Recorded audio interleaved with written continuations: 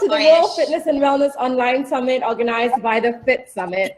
Today we are joined by an amazing individual, Emma Berry, Global Fitness Authority, and now the founder of Goat Soul Hunting. Firstly, Emma, congrats on your new venture. Tell us a little more on that. While you are at it, I would love for our audience to direct any questions to Emma so that we can ask these questions to Emma. So Emma, how is it going? How are you?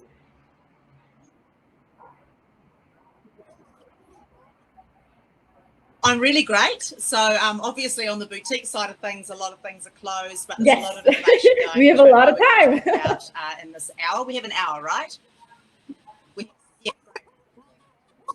That's great. And then Good Soul Hunting is fantastic too. So this was a friendship, a 10-year-old friendship that I had with some colleagues, and now just seemed like a great time to really help people move, between industries. We serve the Fit Tech and the Well Tech organisation around the world. We're based in London, in New York and LA, but we serve the world. And interestingly, at the moment, we've got a lot of interest from companies from India trying to come into the United States. We've got a lot of Israeli startups with a lot of technology coming into fitness and wellness. So we're working with a lot of companies there as well as in those cities and those countries. So it's senior people. So we place go-getting senior people in purpose-led companies. So we're having a lot of fun. We spend a lot of time with investors these days and with people who are putting winning teams together. And we're finding that, people are still your greatest asset because a great person will take the company from here to here. So I think it's an amazing having a ball, and thank you for your support honestly, of our new venture. I think there was a gap in the industry, especially in this area, where we needed to find good executives to place them in good organizations, and it's pretty much like the recruitment firm, right? If I'm saying it correctly.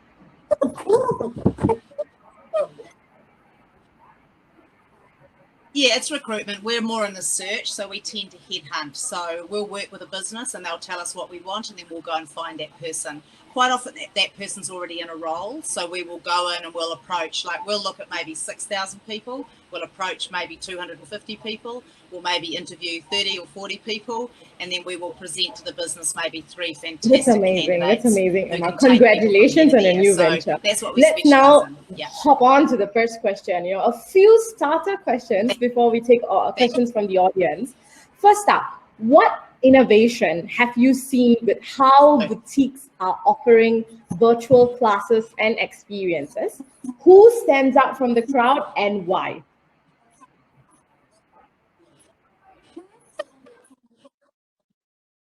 Great. So, whenever you're pressured and you have restrictions, it does force you to go in different directions. So I think this is just a principle of innovation, right? So you add a restriction and then other things are able to be formed from that. So I think it's been a positive thing. Some of the great examples that I see out there, and I always think of in terms of brand, I think in terms of the actual product, and then I think in terms of the actual systems. So I would say at a high level, brand, people have maybe had to position slightly differently. They might have had to step into digital. Some people were in there. So companies like Fitting Room, FHITTING, are doing a great job out of New York City. So I keep an eye on them, watch their social feed to see what they're doing. They were moving into digital before these times hit. So they've kind of got the head start. And they've got some pretty senior and cool people in the digital space that are driving that conversation forward. So brand, another great brand in that space is Barry's. So it used to be Barry's Bootcamp, now Barry's. They very strongly in November, December last year said, we are not doing digital. We are only doing face-to-face. And then COVID hit. And then they pivoted very fast. So they went from not doing digital at all to doing 4 versions, to doing body weight, a little bit of equipment, a little bit more equipment, and then the full noise with treads and bikes. So you could experience Barry's across the whole spectrum of equipment. They also, before you knew it, they were doing Barry's at home. They had a whole clothing range. They were packaging up Barry's equipment and getting that sent out. So that to me was a great example of that's not what we're about. And then, oh my goodness, this is all we can do right now. And Joey Gonzalez, the CEO, has just done a spectacular job. We've really noticed it in the US of taking the team with him, doing lives and being really honest and saying, guys, this is really hard. We're going to do everything that we can to help you. We're here for you. We're going to serve you. So I think they did a beautiful job, and they had to go and do something that they didn't plan on. Other great examples are one of my favourite ones, and everyone should follow along because they're doing some great stuff. Styles Studios Fitness. So this is in the Midwest in the US. So they've got they call it 4 on a floor, 4 studios and 1 floor. So they've kind of got the best of club and they've got the best of boutique. They're all boutique experiences. Their number one experience that never has a spot spare is strength. So they've got strength, they've got an aerobics-ish room where they do Les Mills stuff. They've got, 4 rooms, but the strength one is the one that absolutely nails it. Now, they did some other stuff. They're also doing the shakes, and they've found a great model to do that. They do apparel. They've found a great model to do that. They also have a gym floor. And a couple of things I love about this is that every single person who works in that facility has to teach at least one group fitness class. So their whole ethos is around group and community. Now, they had only just opened when COVID hit. I think they maintained 98% of their membership during that time, because they had a digital play. They were able to do a remote service where people could keep exercising. So to me, this is the new club. If you ask me what the new club looks like, I think it's this. Other great things, 10 out of London do some great things. Block, B-L-O-C, OK rather, do some beautiful things. They're doing TV. I know Fire here, Fire in your areas, done a lot of stuff digitally. Another great one that I love, we know that the outdoors, everyone's been forced outdoors. I go down Soul Cycle's out in the car park at the moment, all the boutiques. There's 40 boutiques that live within a mile of where I am. And I just drive past all the car parks and all the boutiques are outside. But I loved farm girl fitness is a big thing. So working out on farms now is really huge. Again, when you're in a city, it's a bit of a luxury, but that's really taken off. People are in with the hay bales and rolling around and absolutely loving being outside and doing all their HIIT training and their battle ropes and all of that stuff. So it's a real thing. So I think outdoor as a trend is going to stay. I think we're definitely seeing that. And with that, I'm noticing a lot of the boutiques are also doing like a hearable workout. So it's an audio workout where maybe I don't always have to be following the screen. So that's some of the stuff. That's some of the innovation that I've seen. In terms of programming, anyone who's on a circuit has had to do on-the-spot programming just because of the cleaning, all of that stuff.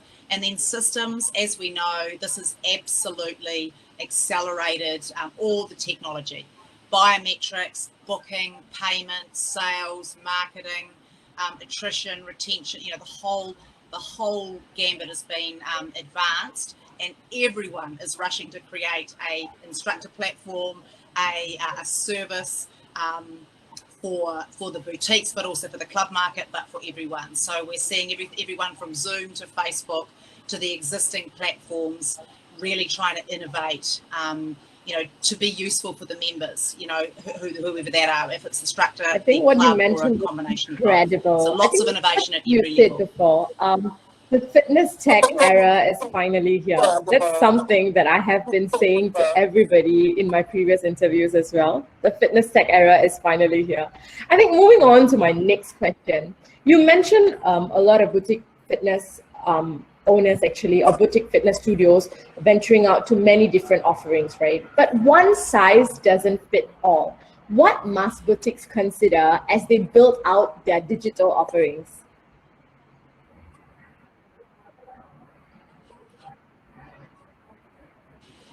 Right, and I think, it's funny, I've been working with a few brands through this time. We've actually gone right back to business basics.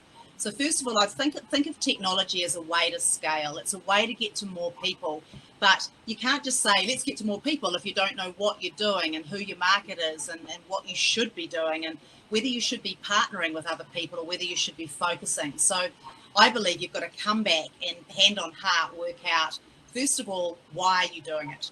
Is it to keep these 500 people happy? Is it to keep these 500 people and their families in this area happy? Is it something that we could push out to the world and it doesn't matter where they are? These are all really key questions, because if you're serving 500 members who know you very well, that's different to friends and family, which is different to perhaps Singapore, which is different to the world. And anyone who's in a truly global brand, a brand that's in, dozens and dozens of countries, the problems become apparent. You know, there's a lot of gods to serve. There's a lot of people to keep happy. Music's different. Stage of life cycle's different. We don't like this here. We don't like to work that hard there. It sounds easy. It's not. And even Soul Cycle, I take that example in London. The Soul Cycle I did in London when they first launched is different to the Soul Cycle in New York. A little bit. It's a little slower. Some of the music's got a little bit more David Bowie and a little bit less Kanye. Like there's some things that you could actually see they had to do because of, you know, the different environment that you're in. So first of all, why are you doing it? You have to think about that. For something small and convenient, I just have to ask those 500 people and give them more of what they want. That's it, job done, okay? If it's more, you then have to know what those people want and make sure that you're serving it. So why are you doing it? Who are you doing it for? Absolutely critical, because you then need to ask them. We are now living in a day, and you said it, technology. We're living in a day we need to make less decisions and we have to ask our customers more. They will tell us. They will vote with their feet, they will vote with their wallets, and they will tell us. Poll it.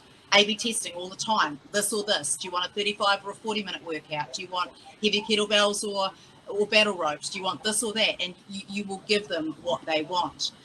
So I think that's another thing. And then you have to look at the production values, which always comes down to this. When you can go live, you can go live on Zoom, Facebook, Instagram, you can go live on a bunch of platforms. And the people who do content overall live is usually somewhere between 15 and 20% of usage. So most people, when they have both, it's 80% on demand, you know, where it's beautifully produced and it's the things and I know what it is and blah, blah, blah. The rest is live, you know. So it's an interesting metric because some people are very popular, and so people want to be at 6 o'clock with Joey or whoever it is. Other people are like, I just want to get it when I need it, and I need it at 8 o'clock tonight once the kids are down or whatever. So there's a convenience factor. So those are sort of some of the things. Now, in terms of the production value, if you're like a Les Mills On Demand, I mean, they spend millions of dollars a year on music, on filming, on teams, on flying people around, the whole thing. Or you've got people who just pay an instructor cost, a ring light, and away we go. Do you know what I mean? That's about it. So you can go from zero to this. The question is around content. Once you start the content train, it is very hard to pull it back. If people want fresh and new every day, you have just cut a job out for yourself. And, so you can go up and up and up. You can hire a studio like NeoU. You can make your own studio. You can have a whole separate team who do digital, because if you get big enough and if you really care about production, you usually have to have a separate team. The stars in real life are not always the stars on the screen, and sometimes they mix, sometimes they don't. And then once you start actually getting Q ratings, or you actually start getting ratings from your members, they're going to tell you who they like. And we know that from Peloton. They know that the Joey guy from Australia is the most popular on the bike workout, and they know that Chris over here is the most popular on the strength workout. So they know those things because they look how many views, how long did they watch, you know, all of that stuff. And they've all been tested extensively for whether or not they appeal to their audience. So there's the data in play again. And then what? What do you do? How long? What we're seeing is people like shorter workouts typically. They might have less equipment, so it's got to be body weight or bands or one kettlebell or one dumbbell or whatever you've got at home. So we've sort of seen all of those workarounds. And then just that point, wherever you start, and then you just have to be ready to be nimble and just go with it. I work with a team in Basic Fit, and we're a few years old now, but you just watch what people like and you adjust it. They want longer booty, they want more abs, they want longer cardio, they want shorter yoga, and you just have to start producing those things. Then as we move forward, you have to start thinking about special populations. How do we deal with pregnancy? I've got a back issue. I have no equipment today. What do I do about that? And that's when you look at your Les Mills On Demand, your Varises, your Wexes, and you see that they've got a proliferation of content. 10 minutes, 30 minutes, 45 minutes, hard, easy, simple, all of that stuff. It starts building out. So be guided by your members. But, you know, think about Netflix, think about the entertainment industry, and that's pretty much what's going to happen to our industry. You You can now watch I Friends think in there, 10-minute I think blocks. there are a few So pointers that's really that what's are happening in our identified industry as well now. from your recent conversation, the recent question that you answered. First is you have to identify your why on what exactly is the why for your business. The second is basically to identify what your customers want, what experience are they looking out for. Third, using data, find out a bit more on what are their likes, what are their dislikes, like the Peloton example that you brought up. That was amazing. So thank you so much for sharing it. I would like to take this opportunity to actually answer a question that was posted by one of our fellow fans from LinkedIn, Instagram, and we said, your fans actually, who wanted to ask you a question. This is from Adam at Landrex in Sydney. What he asked is, what will be considered boutique fitness in 2021? Will this Right. meaning or term change? What will be considered boutique fitness in 2021? What was the term, sorry?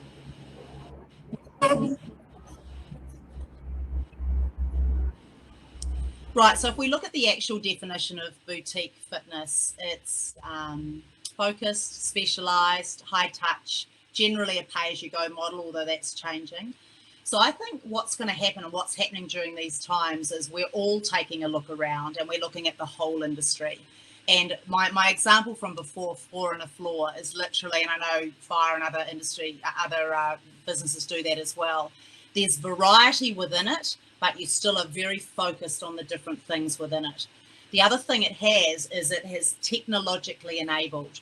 So this is why the middle market, particularly in the United States, most of the middle market has gone bankrupt, okay? And they were not healthy before COVID, but if you look at the Golds corporate and if you look at the TSI and Flywheel, you know, we've got some boutiques that are beginning to go bankrupt. They weren't in a healthy state. They didn't have a healthy balance sheet before COVID. So this is just, you know, exemplified things as well. It's exaggerated things. So I would say, you know, we're going to learn from Club. Club has a little bit of variety. We're going to learn from boutique. You've got to be focused. You've got to create a community. You've got to have high touch. You've got to really agonize over the details and make it a wonderful customer journey. So I think there's that side of it. And then from the budgets, from the value-based sector, which I also work in, you need to learn that you can get a lot of value, you know, for not much money. I mean, for 10 quid or 15 euros or $10 in the US at Planet Fitness, or you can get a lot of value for that a month. So I think we're going to learn from the whole industry. And then I think technology, you know, thanks to Peloton, thanks to Apple, thanks to Mirror, Tonal, all the rest of them, we've got over the hump of adoption. People have accepted it, including the boomers, you know, and I would say, I would like to see the market proliferate. You know, so far we've only really been serving the fairly well-heeled millennial set, the Gen Zs.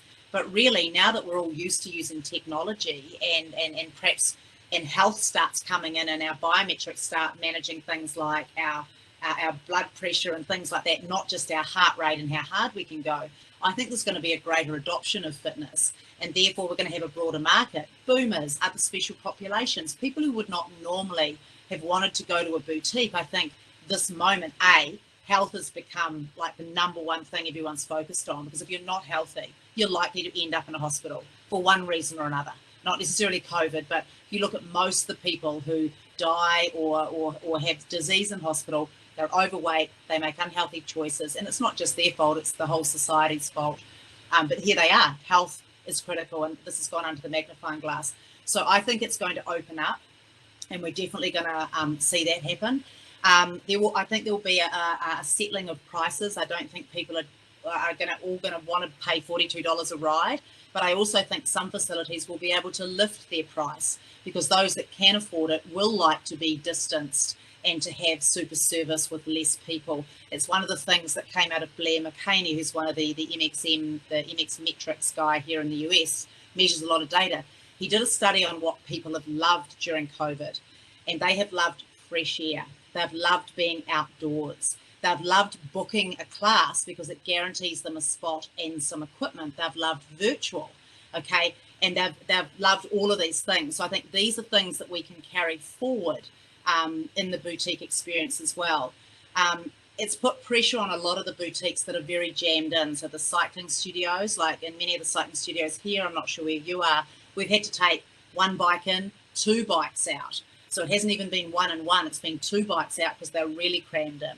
So I think that's been, very interesting. And that's where virtuals also come from. A lot of them have thought, goodness, let's just rent out half the bikes or all the bikes if we're in closed down, and let's run a digital model. So you've got the class, plus you've got those exercising at home.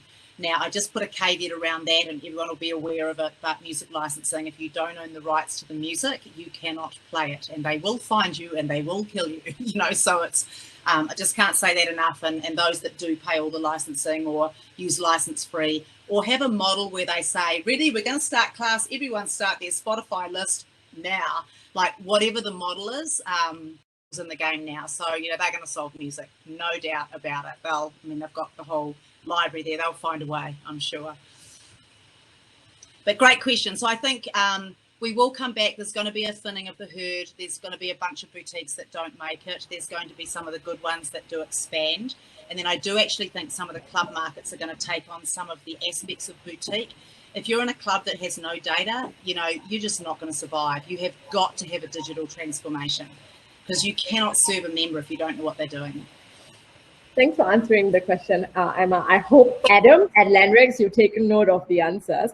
We have a question from the audience. Yannick, do you believe the same rules apply for digital as to physical business in terms of understanding who your target market are and focusing on providing the content which applies specifically to them, rather than trying to serve all?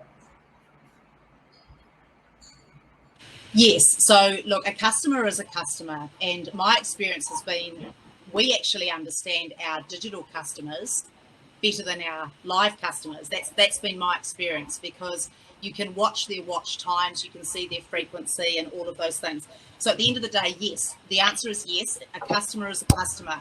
I like to talk about phygital. I'm sure you guys are familiar with that, but it's where, like, my children, for example, are phygital. They don't physically discern the difference between a physical experience and a digital one. They just sort of shift through the world, and it's digital here, and I'm on here, and I'm casting to this, and I'm over here. So that's where we're going. That is where we're going. It's how we do food, it's how we do fashion, everything. So yes, a customer is a customer, but if you look at the deep data that drives Apple and Peloton, those guys absolutely understand their customers, and I think we're going to get schooled in that as we step more into the digital environment and really start to understand. If you take this to the nth, and I'm talking now about companies like Keep Me AI.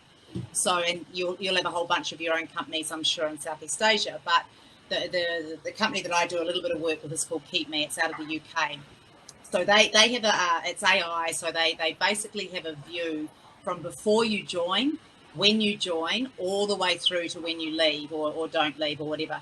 So they're able to predict better sales. They're able to work out that he's got data that can say off, so he'll grab a whole lot of data points. I mean, it all comes down to the amount of data, and that's why big tech, that's why your Googles, your Amazons, your Apples, that's why they are really coming to play now, because they have so many data points on us. They know exactly how we're going to operate. But if you look at AI, they can tell you in February if you're going to have left by December next year, based on 45 points. So and that just goes into, it's something like 8.8 million decision trees, which then means that the likelihoods to 95%. So you're now up against, we can't compete with that. We can't compute that level, as human beings. So that's kind of coming in. I mean, it's not in the boutiques that much now, but it's beginning to come in. And I think as the businesses get bigger, if you look at Exponential and big businesses, Evolution, all the big businesses that are pulling together, they're going to start getting a lot of data points, and that's going to start driving it for sure. Yeah. Thanks for answering the question, Emma. Thank you so much.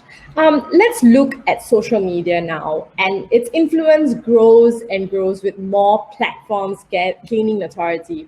Is there such a thing today as the perfect social media strategy?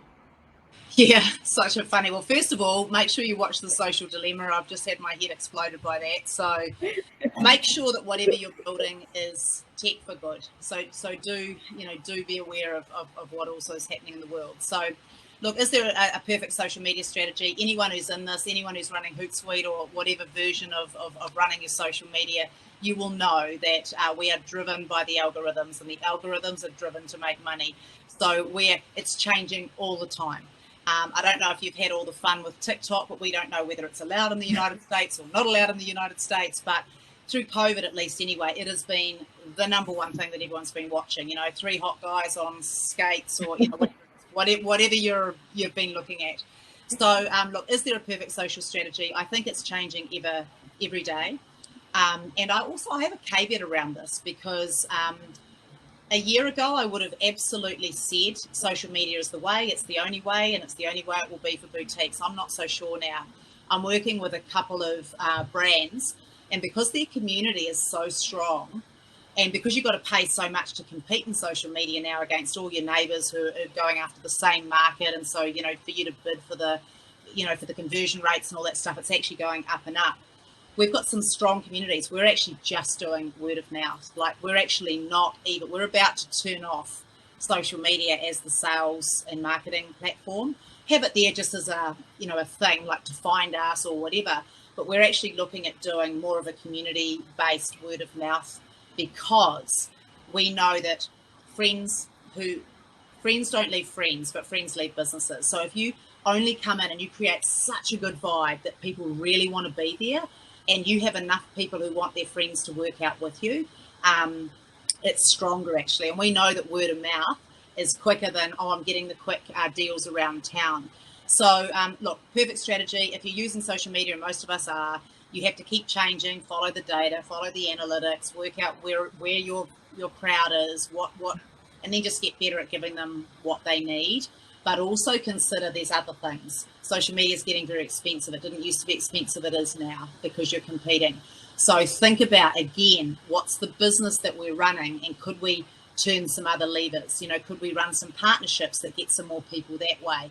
Could we do some exclusives? Could we do some corporate deals? You know, just there's different ways to do it, and it might be cheaper, cost of acquisition of customer in the end. And then, are you getting the customer that's staying? That would be my other question, because so yeah, I mean, look, there's no perfect one, because it really depends, and it's changing all the time. You know, I mean, gosh, it's so frustrating. You'll go in there, it's like, where did that button go? You know. No, I have to agree. I think in conclusion, what you're saying, in summary, what you're saying is really the old school word of mouth is the holy grail for the industry, because that's really the way to go. Yeah, I mean, I think it is, and we as boutiques, we're generally attracting like-minded people. So if I go to a place and I'm with a whole lot of people just like me, I love it, because, you know, I mean, that's kind of been the definition of it. So look, it is very useful if it's working. I'm just saying that there are other ways as well, and some people are doing a fantastic job with it for sure. Okay, thanks, Amma. Thanks for answering the question. I mean, you know, based on your research and what you've been looking around, what good examples, apart from word of mouth, you know, or social media, what good examples of engagement are you seeing out there? Yeah, well, we've obviously just had a massive moment with Black Lives Matter. So there's been a lot of great content that's been pushed out around that. There's been a lot of education and learning, and lots of new people coming and taking the stage, lots of takeovers, like that's been cool. And I think whenever we go into lockdown, one of the big things that the boutiques are great at, and social drives this, is challenges. Like if we were to lock down again, if I had a boutique, I'd go, hey guys, if we lock down, we're going straight into the 30-day challenge, or whatever it is, you know, whatever your brand is. Because people, and if you look at MyZone and some of the wearables, they enjoy a lot of success during those times, because it's like, hey guys, it's something exciting to look forward to, and they're able to pump enough variety in there that people get in there. So I think challenges are really good. What I'm really happy about is I'm not seeing all the before and after stuff now as much, which I quite like, because I think as part of the health conversation, we have to get away from being a size zero and, you know, all of that stuff, you know, that the US has done a lot to drive. And it's really good to just say, I'm getting up and I'm moving and I'm so happy. Hey guys, today's outdoor workout. Don't care where you are, what you're doing, go and do this outside, take a photo, prove it. You know, I'm loving that sort of stuff. I'm loving the diversity. I'm loving the vulnerability. You know, people are actually, rather than the perfectly, you know, I mean, you'll see you're seeing celebrities with grey hair down to here, eyebrows that are together. I mean, it's hilarious, but people are loving it. They're kind of loving the humanness of it. So I think we've been stripped away a little bit, and I think it's been positive. Yeah. I have to completely agree with you on being as authentic as possible. That's a form of engagement as well that we've been seeing that has been increasing in the non-size zero initiatives, and also like people moving to like just post their workout selfies, not giving a care in the world on how they look at that point of time, even celebrities. And I think one thing that I've been noticing while I'm scrolling through my social media is that many boutique fitness studio owners out there as well are trying to incorporate different size models into their campaigns as well. So it's not always the size zero, thin and lean models that we're seeing, especially in fitness activities that only depict such models, like for example, bar or Pilates. We're always seeing those lean and slim female or male bodies. But what have been moving forward during this period of time is that we're seeing a lot of people incorporating such different size models that includes an and inclusion as well. So thank you so much for bringing that up. I'm going to take this opportunity to answer another fan question, actually. And the fan is actually present in our audience. A bit about engagement as well. I mean, you have wrote a book, Emma, but how has writing a book helped your personal brand and consultancy business? For what kind of person would you recommend writing a book? This is from Jack Thomas, the CEO of Base. Oh, great. Hey, great question. Well, first of all, you always take the opportunity to do a shameless plug. So, I wrote this, and we actually launched it the month before COVID hit. Now, so what has it done? So first of all, I had to do it because I was on a business accelerator, and one of the things was you have to write a book. And I was like, I don't have time to write a book. I'm in 3 continents. I work 900 hours a day. I don't have time. They said, you're writing a book. So anyway, wrote what I would say about it is, you know if you've got a book in you. And if you've got a book in you, get some help, because it was funny because they took us through a whole process. We had a lady who writes books, and she said, right, we're going to go on this thing. It's going to take 3 months. You've got to do the thing every day. You've got to write 1,000 words every day.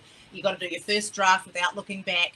You then got to go through and reorganize stuff. You've got to do a post-it card thing where you do all the chapters, the content, the things, the diagrams, the jokes, lay it all out, and then you write it from A to Z. And if I hadn't followed that process, and if I hadn't had 6 accountability partners, yelling at me if I was falling behind the word count, because they made it a challenge, so they gamified it. So as a group, we had to do 10,000 words here and 100,000 words here, and as a group, we had to do 1,000,000 words. So they gamified it. You did stuff every month. You've got to go through a process, is what I would say. And what happens is you have these thoughts in your head, and it's hilarious. And you go, oh, I've got a book in my head. Then you write everything you know, and there's like 2 pages. And you're like, oh, that's all I know.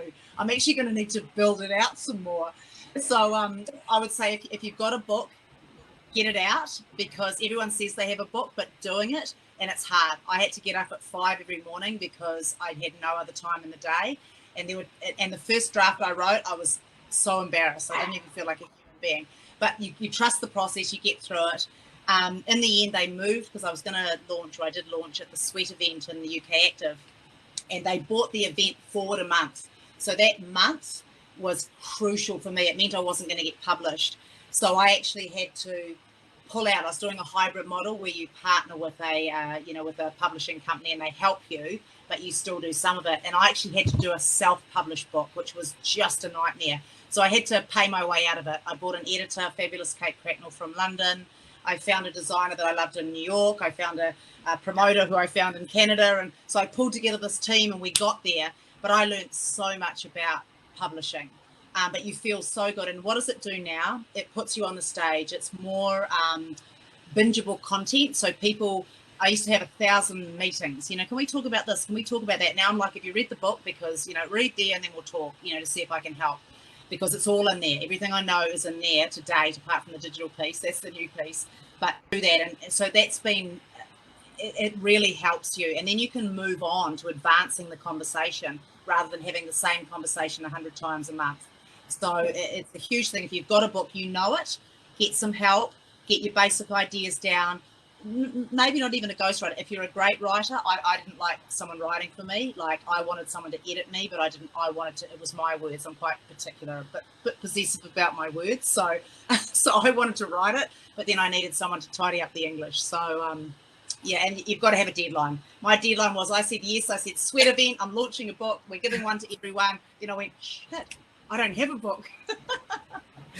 I think writing a book is really the first stage to getting to know you as a person, especially if it's like a consultancy business or someone actually asking you for your advice and wanting to engage your services. The book it really kind of, how do I say, kind of like removes all the unnecessary conversations and saves both your times as well. So I think that's amazing that you actually give and that the other advice. thing it does for you personally is that it crystallizes your thought, because if you can't think it and write it, you haven't completely worked it out.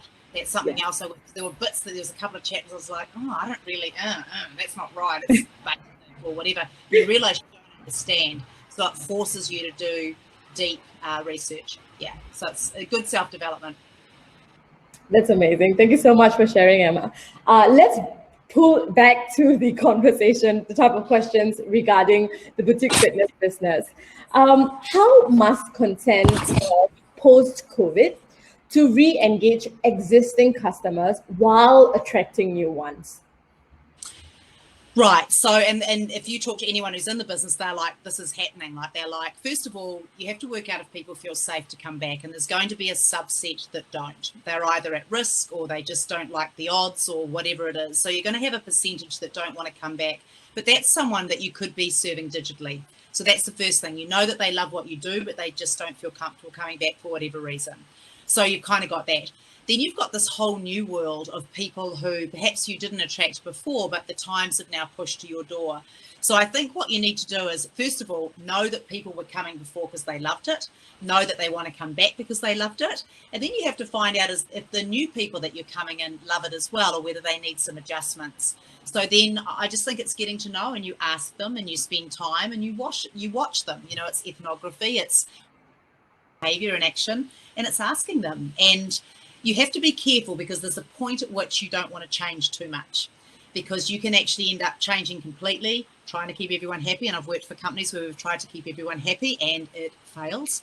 No one ends up liking you. So you've got to pick who you are, because you owe that to your member base.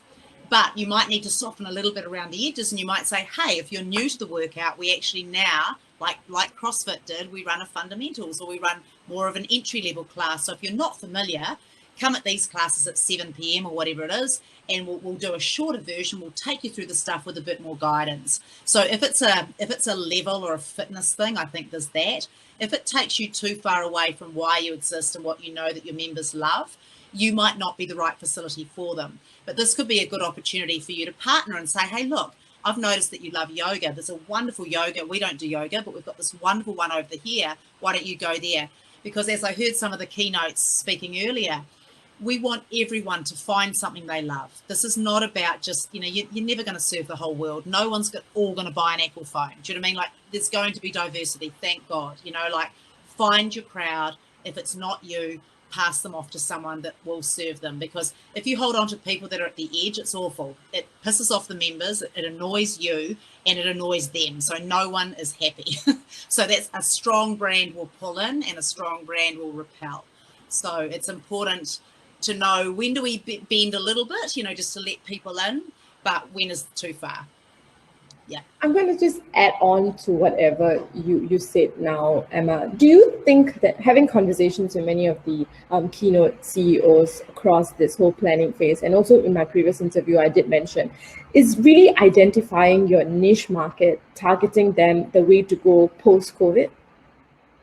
Yeah, well, if you're in a boutique, absolutely, because most boutiques, and they're getting a little bit bigger, but most boutiques, from 200, 300, 400 members, like, that's small. It's small in the scheme of things. So that should be quite targeted around them. If you're in some of the bigger ones, I know that some of the Orange Theories have like up to 700, 750, something like this. And I know some of the Rituals and some of the other models have bigger memberships because they run more classes. So I think you just have to know know that, but then stay focused around that, because that's a relatively small group. They've come to you for a reason. Provided you're listening and just making those micro adjustments that make it even better, I think, that's exactly what you need to do is stay really focused. Okay, thank you so much for sharing that. I have two questions, one from the audience and also one question from one of your fans. I'll take the fan question first. Kiran at Jimpic in India asked, what technologies can best help our industry adapt to the new normal, and how do these technologies affect the business strategies of boutique operators? There's two parts to this question, so I think we'll break it down to the first part, which is what technologies can help our industry adapt to the normal. Right. So, I think many of these are already in place, to be honest, in some of the boutiques. So I think there's like the operations, so what I would call the systems. So how do we actually run our business in a very streamlined, invisible way? So I shouldn't see the stuff I don't need to see. I should only see the stuff that I do need to see, and I should spend quality time with people when I can.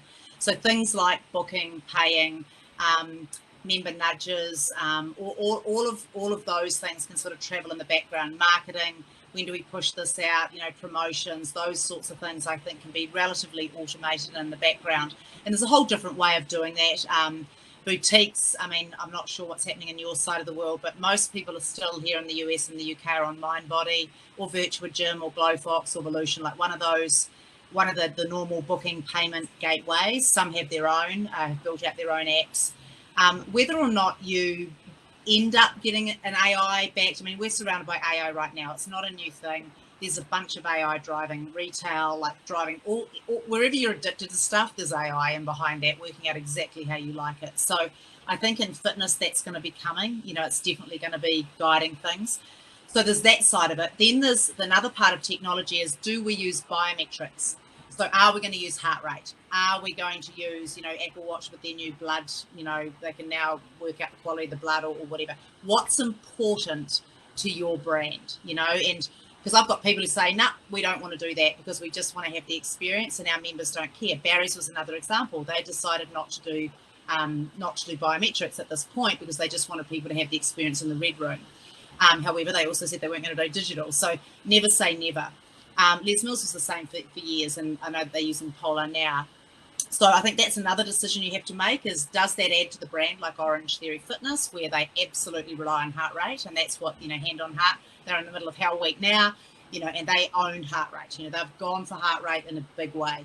Some brands really integrate, brands like MyZone, and they really like the effort, and they just like to keep it honest. And we do know that people who measure things do end up, it's like people who set goals, they do get a better result over time because it really keeps you on point. So I think there's that part of it.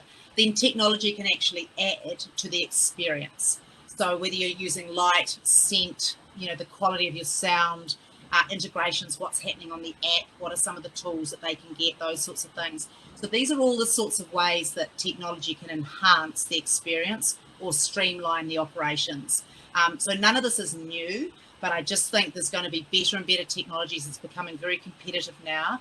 Everyone's trying to come in, subscription model's the big thing right now, but wherever there's a pricing delta, there's going to be an opportunity. Someone's going to come in with a cheaper SaaS product. Someone's going to come in with a cheaper, booking platform. Someone's going to come in with a better teaching platform. Actually one, and then you have to decide, what is our teaching platform going to be? Are we just going to go live? Are we just going to go on Instagram? Are we going to go on Uscreen or one of those ones? Am I going to join something like Sudor, which is one of the new platforms out of the UK? Are we going to film in a studio like NeoU? So you just have to make those decisions. I'm making it sound complex, but you just have to work out what you want to do. What's your budget? Who are you doing it for? Because content can be very, very expensive, or it can be relatively easy.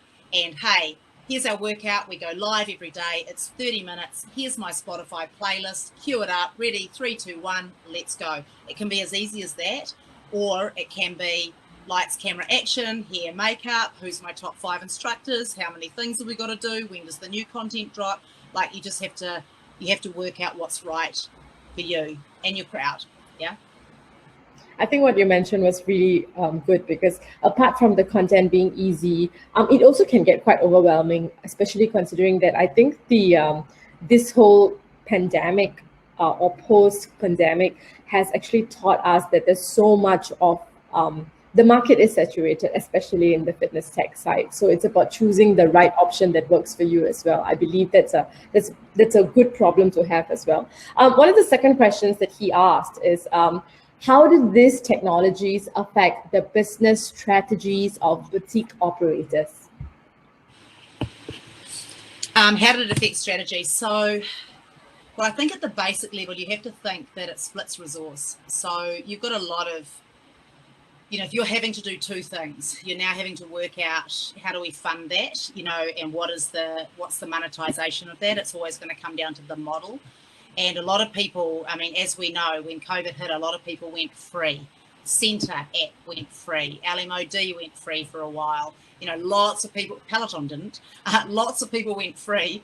And then they've had to come back and monetize. So you've got to think, am I doing this to keep our crowd happy, and is it part of membership, or is it an as well as, or is it something that they could have just a digital membership? So there's decisions to make around the business model and the path to profitability. So I think that's probably the first thing. Then it's around resource, right? Like money's part of it, but also people and focus. Okay, and I've seen many businesses start to focus on two things and both become average. So you have to be very clear around what you're doing then, but knowing that it's a hybridized or a phygital workout, where you want to sort of just flip between one and the other, that needs to be something that has to be in a cadence that the business can continue to consume, that it can continue to operate in and do it in a healthy, sustainable way. So I think it's some of those things. And then it really goes to the bigger plan. Strategically, what are your 3, 5, 10 years, which just is probably about 100 years in today COVID time. What is the plan? Is it to take over the world, the block, the city, the country? Like, what is that? Because that's going to drive ultimately the amount of spend and also the solutions that you decide to plug into that. If you just want to keep your 300 people happy, that's a whole different thing than absolutely having to invest and bring in stars and be relevant and play the social media game and do traditional marketing and all of those things. So I think it changes everything. Again, it comes down to why are you doing it, who are you doing it for, how are you going to go about it, and what do you do? So it's the whole Simon Sinek, start with why and then work out to then what you end up doing. That's kind of the last thing. You've got to work those other things. And I think that's the challenge, is right now there's so much uncertainty, and there was a great study that came out of New York, Piper and Sandler, called something about Armageddon, whatever. But they looked at businesses, predominantly boutiques or all clubs actually, within, I think it was like March and April, something like that. And just, they basically said if you weren't making over $1 million in revenue, you were really going to struggle if you had to close for 6 months. So it sort of went into those that weren't making that much money, and those were going to be okay, and they were going to be able to invest in the future. Then, of course, the middle market, anyone who had no money is out of business now. And then the budgets will probably come back pretty strong, because most of them are venture-backed or public companies, and they've got slightly deeper pockets, but also I think there's going to be a bounce back. People have a little bit less money, but they still want to go to the gym. So I expect all the middle market will probably end up going to the budgets. And then, of course, the boutiques will thin a little bit. Perhaps not in your part of the world, but it's going to be pretty brutal here. We're sort of thinking it's somewhere between 25 and 30% of the market won't be here when we come back. Yeah. Thank you so much for answering the question. I hope Kiran, Emma has actually answered your question. We have a question from our very own Fit Summit, Jolene, which I believe is a very good question. How can boutique businesses leverage on aggregators, like, for example, ClassPass, GymPass, effectively without cannibalizing own sales? Right, so it's great, and I talk about this in the book actually. So we know that ClassPass is wanting to take over the world. They want to own everything that doesn't work, and fitness just happened to be the low-hanging fruit at the time. And I think, are they an angel or are they the devil? I think it depends on how you play with them. So they are really after exclusive access to bookable spots, right? So that's their end game. And they've even been betting against that, in the sense that they will invest in you if you show that loyalty, etc. So I think there's two things to do. You have to protect your price. So you have to protect, first of all, it helps if you have a brand. The brands that I work with that have a brand and ClassPass really wants them, they have more negotiating power. okay? Which means, nah, we're only going to give you this many slots at these times because we have our brand and we know what you're worth. We know what we're worth to you. So have a brand if you can, first of all. Then protect your price in terms of discounting, and then make sure that you don't lose your database. Like if I see a lot of people opening and they basically open and just go for ClassPass. ClassPass owns their database. Most of the people coming from them are from ClassPass. They're not even there. You're not going to convert them to a member because they're chasing the discount. They've got their separate membership with ClassPass and they're happy with that because it's cheaper and they get to go around town and all the rest of it. So you're actually going to end up getting your facility used, but that member is then going to go off and keep going off, and it's at relatively a low price point. So if you're paying more in real estate, more in cleaning costs, more in staffing costs, and you're getting less money, it's not going to work. It's not going to be sustainable. So, however, the good side of ClassPass and the aggregators for sure is that you get free marketing. You know, you're on a platform you wouldn't otherwise be on. You get to fill spots you otherwise wouldn't have bums on those seats for. So if you can play it, and I'm thinking of a couple of the brands, you know, there are some horror stories, but it's when they've been not in a good financial. It all comes down to what does your balance sheet look like? How strong are you? How strong is your brand? Are you naturally pulling good business? Are your members staying? And if you're in that situation and you're just using it as an additive, then I think it's fine. If you're using it as the meat and potatoes of the meal, you're screwed. You know, and if it's not now, it'll be next year. So that would be the advice there. Protect price and protect spots. Thank you so much, Emma. Thank you for answering that question. I think it was a great answer. I hope you actually got your answer, Jolene. I think one of the second last question, again, a question of our very own, which is from me this time. I think one of the common conversations that I've been having recently, the talk of the town, I would say, is the tech giants entering the market. And I know you spoke a bit about it. What are your feelings actually towards it? You know, considering the fact that boutique fitness, the industry itself is a growing industry, it's successful, you know, it's evolving, but the tech giants are now entering the space. Should we be seeing them as an alliance or should we be seeing them as competitors? Yeah, look, I think it's both. You know, I have no doubt in my mind. I mean, we've seen the tip of the iceberg of Apple. We've seen the core. You know what I mean? Like that, they're about to come with the full solution for sure. Look, you have to, considering we're only really accessing maybe 20% of the population right now, and obesity is going up, diabetes is going up, mental health's going up. Like, we are in trouble. You know, and we're not the whole solution. It's a whole societal shift in attitude and everything, and just the way we approach life itself. So it's ours and other industries to do. So I think you have to embrace it. Are they going to become a competitor? For sure, in some way. In some ways, like, I'd be very surprised if Apple didn't come out with more hardware. It's where they've made their money in the past. I'd be very surprised if they didn't have some real life community stuff planned, whether that's bricks and mortar or whether that's coming together like Nike Run Club or something. Why not, right? Because it's valued, and they've been watching behaviors, they've been looking and learning and listening for decades. They know more about you and I than I know about you and you know about you and I. So all of that's coming for sure. However, they've also been quite agnostic in that their technology works on all our systems. So you can do health kit, gym kit, you know, the whole thing, if I'm talking about the Apple Watch. So you have to say that, you know, and it was said earlier by Dave, you know, all boats rise. I mean, you have to say that bringing like big tech and that amount of money coming in is going to raise awareness. They're going to find ways and do things with technology we could only dream about. In fact, they'll be 30 or 40 years ahead. They'll already know what's possible in terms of getting people moving. And if you look at, you know, just look at Apple, I mean, it was so slight. You know, they were talking about behavioral change. They were talking about stand up, move, breathe. I mean, you're sitting here going, seriously? $2 trillion company and we're talking about breathing and moving? But what they understand is that these are the basics. These are the fundamentals that we've stopped doing. If you stop doing this, you're going to stop doing the big stuff. And then if you talk to behavioural change experts like Dr. John Berardi out of Precision or someone like that, they'll say the successful habit forming is when it's almost indiscernible. You almost can't tell that it's in your day. That's a true habit. But if you're going, I'm going to lose 100 pounds and I'm going to run a marathon every morning and I'm never going to eat fat and sugar and the rest of it, you know that in 2 weeks' time you're going to be twice the size, you've given up, and you're completely away from fitness. So it doesn't work. What works is the small gradual changes that you decide to take on and keep. So that's what the big tech companies are going to bring, and they're going to bring a world of resources. They can hire anyone in the world, but I think overall it's going to help, and it's our job to do a really good business.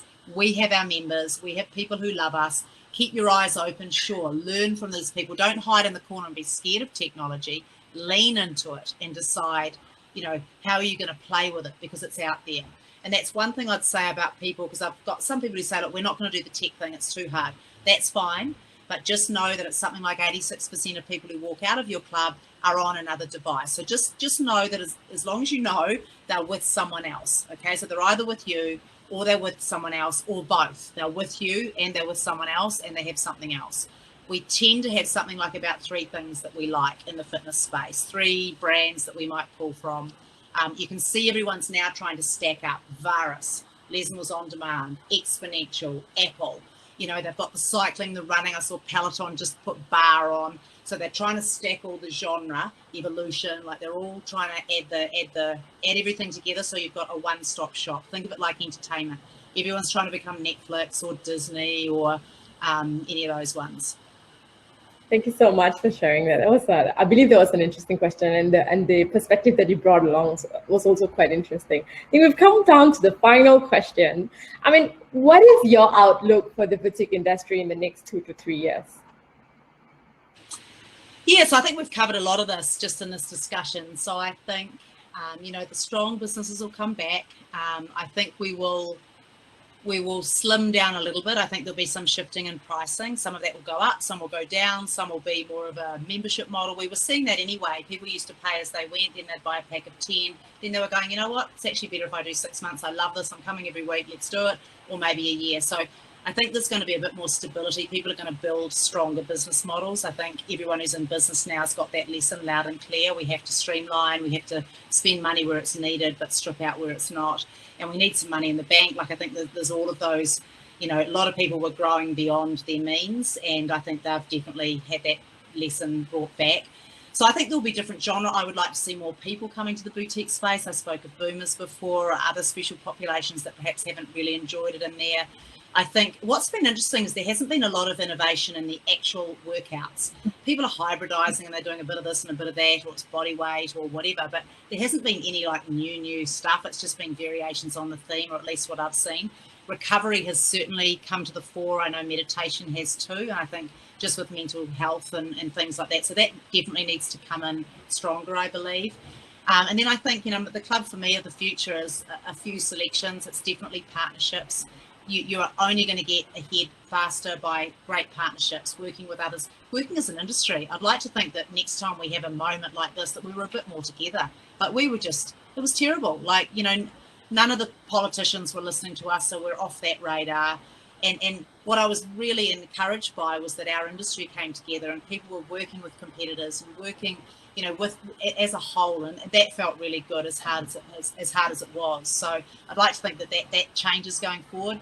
And then I think, in 2 or 3 years, we're definitely going to see the full force of Amazon, Apple, like health, all the iterations that they're going to be able to bring. And we'll just have to be ready for that, But if you've got a strong base, if you've got a great why, if you've got a great team, and you've got a committed membership, that's all you can do. And just know that change is coming, and just be ready to surf it a little bit. We've kind of got to let go of the handlebars a little bit, and just sort of trust that we're really good at what we do and that our heart's in the right place, and be ready to shift, Yeah. Thank you so much, Emma, for answering all our questions patiently. I really enjoyed this interview because more than the attendees actually asking the questions, I learned a lot personally as well. So that was great. Thank you so much for your time. Any last words that you would like to say before to wrap up this whole session? Yeah, just, by this time next week, the world would have changed again. So just really try and devote a bit of your time into, I listen a lot to the futurists and things like that, not to scare myself, but just to keep up. Everything that's happened has not been a surprise. Everything that's unfolding now, I knew in January because I went to CES. So have your mind blown a little bit, but then get back to just really remembering what you do. And I think change is the hardest thing. So notice when you're hanging on to something and just ask that hard question. Am I hanging on because I don't like change, or am I hanging on because it's a good idea to hang on? And I see people hang on for too long, and I have to talk about, a lot of my folks in fitness, and that's why I stepped back into the recruitment space, because I could see that was where the need. A lot of people are still banging on the door of, I want to do how I did it back in the old days. I mean, get over it. Things have changed. People can't do what they did in the old days. So kind of get with it and jump on a ship that's going somewhere. Like, there's a lot of great stuff happening in the fitness industry. It does seem to be tech driven, but just jump on it, find a new opportunity and try that, or work for something that looks like it's heading in the right direction. So, but I'm available, Emma at emmabarry.us if you have any questions, and I'll be around for a little bit longer tonight. But thank you for coming, and thank you for the wonderful interview. It was wonderful. Thank you so much, Emma. Thank you, guys. Thank you, everybody, for joining in this session. Thank you so much for entering into the session, enjoying the session. Leave your comments. You've seen it. A lot of people actually commenting on how much they enjoyed your session, Emma. I enjoyed it as well. Thank you so much. Thanks, you guys. Have a great summer. Bye-bye.